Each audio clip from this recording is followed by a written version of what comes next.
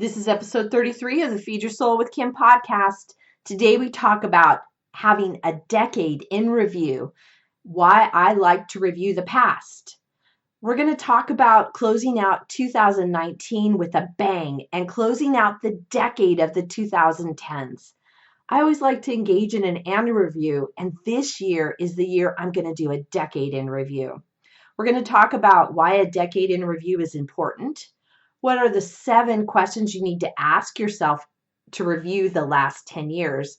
You're going to learn 4 ways to jog your memory to do that decade in review. And I'm going to give you a link to download my ebook to help you with tips and all the questions you need to do your decade in review. Let's get started.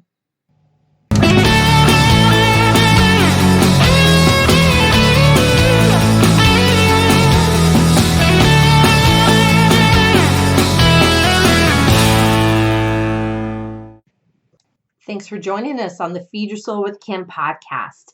I am Kim McLaughlin, your host of the show. I am a psychotherapist, inspirational coach, speaker, and best-selling author.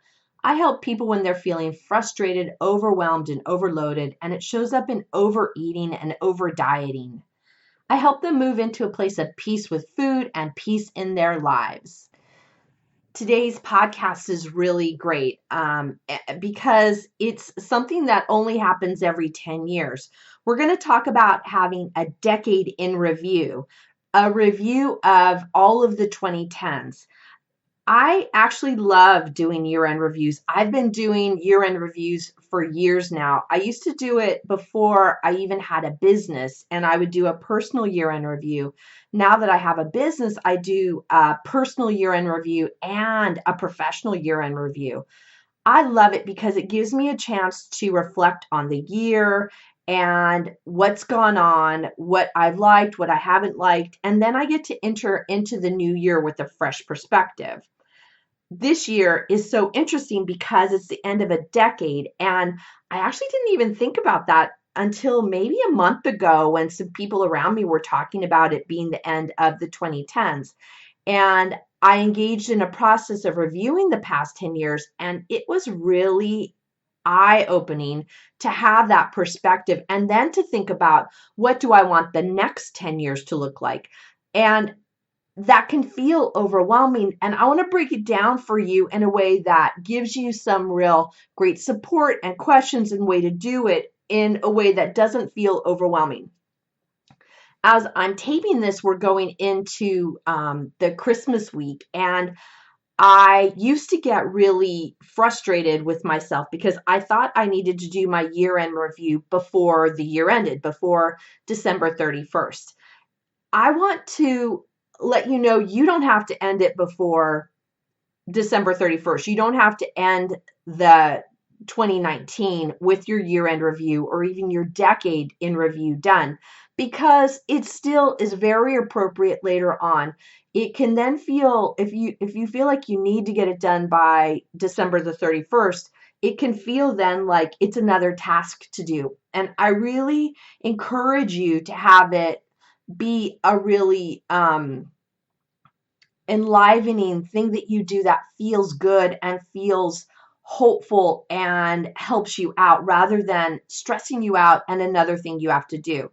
Truthfully, that's how it used to be for me. I used to feel that it was something I had to do by December the 31st. And I have given myself, I've actually done it as late as February where I've done my year in review. And this year, since I'm doing a decade in review, there's a little bit more moving parts on this because I want to be as thorough as I can, but there's only so much I can do to remember 10 years. And that's what we're going to talk about today. I have lots of blogs on how to do a year-end review, and I'll put those links in the show notes. Like I said, I've been doing year-end reviews for years, and I also love to do mind maps. And mapping out the next year. So that might be another podcast we'll have for a different day. But this is actually more of a writing process that I'm going to recommend when you do a decade in review. So to get started with your decade in review, I think it's important to have your materials ready. And the materials I like to have is a journal. I don't think the journal has to be anything more than the loose leaf paper you have, or a 3-ring binder, or the spiral notebooks that we have in school that are really pretty inexpensive. I think $1 or $2 for one of those spiral notebooks that has lined paper. It doesn't have to be a beautiful journal. You can get a beautiful journal, and just know that it is for all the writing for this decade in review. And that can be kind of fun when you have a beautiful journal. But I don't want you to put off the process of doing this journaling because you haven't found the proper journal yet. That can be our mind's way of holding us back from doing this review process because we think we have to have the perfect journal. Or once we have that quote unquote perfect journal, we think we can't write anything that's, scribble or things that don't make sense because it's a beautiful journal. We have to write perfect prose within it. So give yourself a break. Either have just some loose leaf paper, one of those binders that you get from the dollar store or Walgreens, and use that, or some beautiful journal. But don't let having that hold you back. Don't let having the perfect type of place to write hold you back. I also like to use colored pens and colored pencils in my journaling because it makes it fun and it makes it creative for me. And I like to have colors in things that I do. So feel free to get colored pens, colored pencils so you can draw. You can put pictures in your journal. You can do really whatever it fits for you.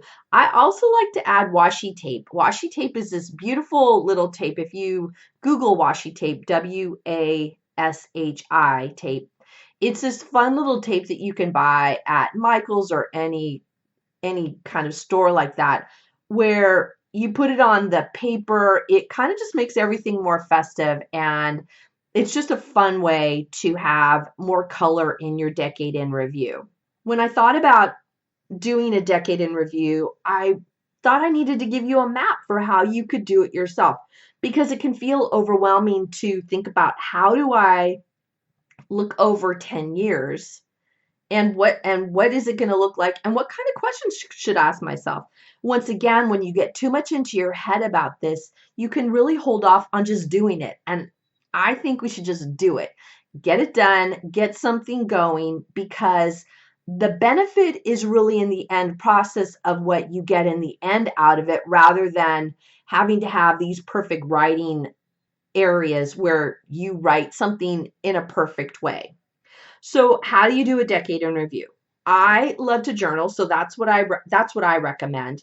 And I love to freehand journal. You can do it on the computer, typing it out. I like the way the pen on the paper feels, and that kind of brain hand fine motor coordination that happens with it. It's very I don't know if you call it primal, but it's very instinctive to me to do that. And so I like to do it handwritten. You can do it typing, but I think you lose kind of the process of engaging your brain with your hand in terms of handwriting. I have a list of questions for you to use in a way to start your journaling. And I'm also going to have these questions listed in an ebook that I'm going to put a link in the show notes for you to go in and download this ebook, because in the ebook we'll have all of the questions. I get that there are a lot of questions, and you can slow down the audio of this or stop the audio as you move around and write each question out if you'd like. Or you can write your own questions. That would be super cool. Or you can download the ebook that I'm going to put out for everybody. So here are some questions I thought of. And if you think of other questions, I really love for you to put it in the comment section, because I'd love to hear what other questions you ask yourself. So here are mine. Here are some questions for you to start thinking about and writing about what the last decade has been to you. First question, what am I proud of over the last 10 years? What have I done that I feel proud of? So what are you getting into? What is your action that you've done that you feel proud of? What are the obstacles that you overcame? What major changes have happened in your life over the last 10 years? Areas such as health, career, finance, emotions, family, habits. Probably you could put in there vacations, trips, those kind of things. I actually plan in my 10-year review is to look over what our vacations have been like, because I also like the feeling of remembering how those vacations felt to me. Another question is what successes have I had? And a last question for you to have is, what are 3 words that describe how you felt over the last 10 years? I think that's good because that can, those 3 words can kind of help you check in with the feeling level for the past 10 years and then contemplate, what do I want the next 10 years to be like? And this is really an imperfect way of doing a review. And actually, I don't think there is a perfect way to do it, but this is a way to start the juices flowing in your mind and have you start thinking about what's gone on in the last 10 years. And what I think a question probably that you have is, how in the world do I remember what happened 10 years ago? And that is a great question, because remembering 10 years back can be really tough. And as I thought of this, I thought there are really ways to remembering what those significant times were in the last 10 years. And what I've found is I've been engaging in this reflection on the last 10 years. I've actually been having more memories come to me, and that's been exciting because once I get one memory, it feeds into another memory. So some ways to jog your memory is to look back on calendars, look back on your journals, look back on your photos, and review what's happened over the last 10 years. You also can have conversations with your family, with your friends, and talk with them about what they recall over the past 10 years. And that can help it become clearer for you about what's gone wrong for you. You also can invite them to reflect on their last 10 years and invite them to join in this process, even invite them to download the ebook on how to do a decade in review. I also find that this is a time that I start meditating or contemplating being in the silence around what's happened over the last 10 years, and much more ideas and memories come to me. I like to set aside time to do my year-end review, and now I'll do that with my decade in review. And I like to have quiet time to answer the questions. The problem that I can find, and you might find too, is that it becomes hard to find enough time to do this reflection. I hear various people talk about they do 15 minutes, they do a half hour, they do 2 hours, they do 4 hours, they do a full day. I don't have all of that time to do this, and I planned to use an hour here, an hour there to do this, and to just focus on being engaged in the process and being engaged in asking the questions. This doesn't have to be perfect. You don't worry about the last 10 years. If you can't think of everything, don't worry. What I find is that once we are in that reflective mode, memories will start coming up, and you can start putting them back in your decade in review journal so that you can contemplate on them more later. It's not a one and done kind of opportunity, because you can start this process and then finish it later or come back to it as you need to. Hi everyone, this is Kim, and my book is out. Feed Your Soul, Nourish Your Life, a 6-step system to peace with food is live. I recommend you get it. It has all my 6 components of feeding your soul, as well as my own story. Pick it up now. You can find it on my website at feedyoursoulunlimited.com. Thanks. This process is really going to be a way to see and allow you to see what has been the meaning in your life, what has been meaningful for you in this past decade, things that are positive and things that are negative. And as you reflect on all of those, you then can enter into this new decade in a fresh way, where you can contemplate, what do I want to bring forward with me, and what would I like to leave behind in the last 10 years? Here are some other questions that you can use is, what are the lessons over the last 10 years? And here are some journal prompts that I have. Once again, these prompts are going to be in the ebook that you can download from the link in the show notes. So the first question is, what have I learned over the past 10 years? And this can be as broad or as narrow as what fits for you. What are the areas I've learned more about myself in terms of relationships, in terms of parenting, business, health, career, family, spiritual? There are probably many other areas that you want to include and put those in. This is your reflection. And so the questions can be based on what is important for you. And the last question I have about the lessons over the last 10 years is, what's the most significant lessons that you've had? There are a lot of lessons that we have, but I think there are some that are more significant than others. When you start asking these questions of yourself, you can see whether there are patterns that are repeating. And if you're making these same mistakes or having these same patterns over and over again, this really gives you an opportunity to make what I call a course correction and start doing things in a different way, a more mindful way going into these next 10 years. Now that you've seen about the last 10 years, what they've been about, you can now start determining what are really the biggest lessons. And you can see also how much progress you've made. You can also see where you've maybe had shifts in perspective and see where you've been spinning your wheels over certain times over these years, and you can see where you've made some shifts. Or if you find you've been spinning your wheels and are still spinning your wheels, then what do you want to let go of?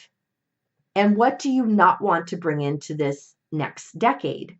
And that leads us into a whole nother set of questions that I think are really important. And the questions are about, what do I want to let go of as I enter into this new decade? When you've looked over the past 10 years, you can see what's been going on and see what has worked for you and really what hasn't worked for you. And you can start wondering what you might want to let go of. Here are some more questions for you to answer about the idea of letting go as you enter into this new decade. Here are some questions. Are there resentments from my past that are holding me back? Is there anger from the past that I can't let go of? Is there emotional baggage that's holding me back? And are there limiting beliefs or old stories that I have that have kept me from moving forward in this last decade? Really observing these stories and what you tell yourself, what those limiting beliefs are, when they come up repeatedly over the years, they really can be something that could be let go of if you so choose, in order to move into this new decade in a fresh way. I like this question is, what have I not let go of, and what has it cost me to not let go of it? When I think of that for myself, I can then think about what's been holding me back. I know for myself, there's been some stories I've told myself over these past 10 years about not having enough energy, not being able to get things done. And this year in 2019, I have worked a lot on my physical health and how I feel, but also my mindset about how I continued to tell myself over these past 10 years, I don't have the energy to do the things I want to do. What I've been focusing on is increasing that energy and seeing myself as really able to do the things I want to do. And as I reflected on these last 10 years, that old story that I told myself about not having enough energy to get things done is really becoming literally an old story that I don't tell myself anymore. And I feel real grateful for this process because it's helped me release what doesn't serve me anymore. As we're looking at the letting go process, then we need to determine whether there are people we need to forgive, and most especially how we need to forgive ourselves. When we're moving forward and letting go of anger, letting go of resentment, thinking back on who we need to forgive, who we're having that resentment for, can be really powerful kind of process. And I think we'll have more podcasts on that in this next year about how to engage more in forgiveness and let go of that resentment. But I want you to start considering, who do I need to forgive? And most importantly, what do I need to give What do I need to forgive myself for? Because that's really the biggest person that holds you back, is all the resentment you hold for yourself. After we've done this letting go process, we can then look at the next 10 years and really imagine, what do we want for these next 10 years? And what do we want for our future? And here's some ideas for more journaling. Here's a question: what do I want to achieve in the next 10 years in areas like financial, relationships, business, spiritual, career, education, any kind of social areas you want to be involved in, any maybe kind of crafts or art you want to do? What is that going to look like in the next 10 years? From that list of what you want to achieve in the next 10 years, you can look at what are the top 1 to 3 goals that you have. What are the 1 to 3 items that are really important for you, and make goals for them for the next year, because they're really what's coming up in your heart as the most important areas to spend. I don't think having any more than 3 goals going into the next year, because it becomes overwhelming when you have too many things that you want to do. If you have, say, 10 items on your list that you want to achieve in the next 10 years, space them out over 10 years or even over the next couple of years so that you don't feel bombarded with too much to do. Once again, here's some more journaling. What are my 3 goals over the next year? And why are those goals important? Who do I need to become to make those goals happen? And what do I need to do to make those happen? Those are some great questions to move you into contemplating how you can be in action towards these goals. You can also engage in this process by considering, who do I want to be in the next 10 years? What kind of person do I want to be? And really think about, what's that 10-year down the road version of yourself? Imagine who he or she is, and then what would that 10-year from now person want you to know now about how to become better? And engage in a process of meditation with that person from 10 years from now, and let that person from 10 years later tell you what they want you to know. Another question they could ask is, what does that 10-year version of yourself want you to remember? And what does that 10-year version of yourself want you to focus on? That perspective of looking what you want to be in the future, what you want to be within yourself. How does that person inform you now? And that person being your guide can be super encouraging for you to get where you want to go. I often say that what you focus on today increases what you have tomorrow. So who you focus on being today really shows up in the future. I really enjoy this process of engaging and doing this review. And I haven't done my total year-end review. I'm planning to do it actually next week. And so I can give you guys more of an update as it happens later on. But I'm super excited. And I'm also super excited for you to engage in this process. And you can really have this be your doable. Remember, every week we have a doable. So I encourage you for this week is that your doable is to sign up for that ebook and download it and start working on it. It's going to be a wonderful opportunity for you to gain some perspective in a way that I think will be super fascinating and super encouraging for you. I'm looking forward to doing it myself, and I'm looking forward to hearing from you. So I really encourage you to just download the ebook, which is in the show notes. I also encourage you to post in the review section what your goals are and what you've done. If you like this podcast, please give us a review and subscribe to this podcast so you can hear more about what we're talking about. I'm totally into action and also into understanding what's going on in your lives in order to create the best self you want to be moving forward. And I think this decade in review is exactly going to lead you in that process. I'm so excited you've been on this podcast with us. It is always my pleasure to do this podcast each week. I look forward to bringing you fresh, new information next week, and I encourage you to go out and make it a great week. Bye, you guys. I'll talk to you later. Thank you for joining us on the Feed Your Soul with Kim podcast. We come to you every Monday with fresh, new ideas to help you end emotional eating and put food in its proper place as nourishment. Please be sure to subscribe to this podcast and review it and let us know what you think. Thank you for joining us.